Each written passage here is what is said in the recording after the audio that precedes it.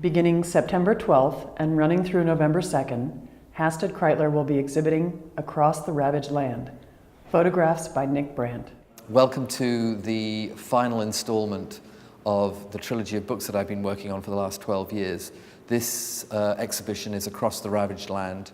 The title completes the combined titles of the three books, On This Earth, A Shadow Falls, Across the Ravaged Land. And the more somber and melancholy tone of this final body of work is summed up by the photo to my right, which is the cover of this final book. Since 2009, when I finished my last book, there has been a massive increase in the destruction of animals across the African continent as a result of an increased demand for animal parts from China and the Far East. As a result of seeing the level of destruction and so little being done in one critical area of East Africa, I started Big Life Foundation 3 years ago. We now have over 300 rangers working to protect the animals in that area. The guy in this photograph is one of Big Life's rangers, and he's supporting on his shoulders the tusks of an elephant killed in 2004. One of the photos in the last show I had here was elephants walking through grass, shot in 2008. The matriarch leading that herd was killed by poachers the year after I took the photo. A photo in this show is a deliberate echo, a kind of tragic echo of that earlier photograph. The 22 men in this photograph are all Big Life rangers who work day and night to protect the elephants and other animals in the ecosystem. Another series of photographs that reflect the darker themes going on in this book are the series of photos of animal trophies that were killed by hunters. One in the show is Lion Trophy. They're looking out over the land where once they roamed. So these trophies were taken and positioned on these posts to try and get a feeling of them being alive in death.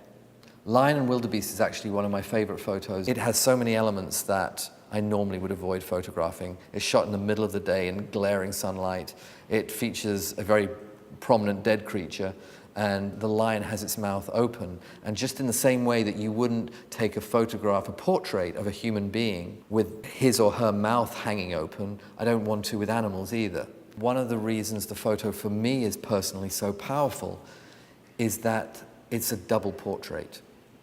The wildebeest is gazing up to the heavens.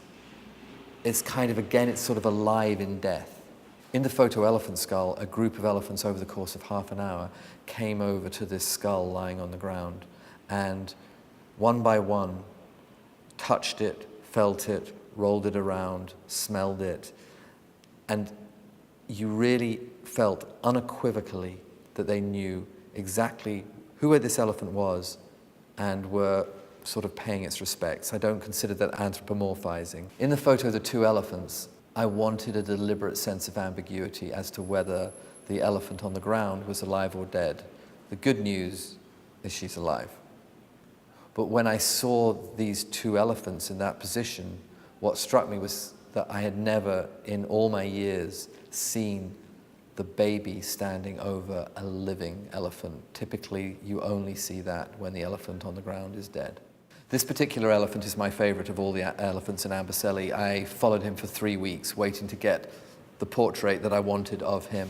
When you consider that this elephant has tusks so huge that they would bring tens, if not hundreds of thousands of dollars on the market in China, it's something of a miracle that he can still walk the land without being killed. I breathe a huge sigh of relief each time that I see him. The photo that I chose to end the entire trilogy is Elephant Footprints.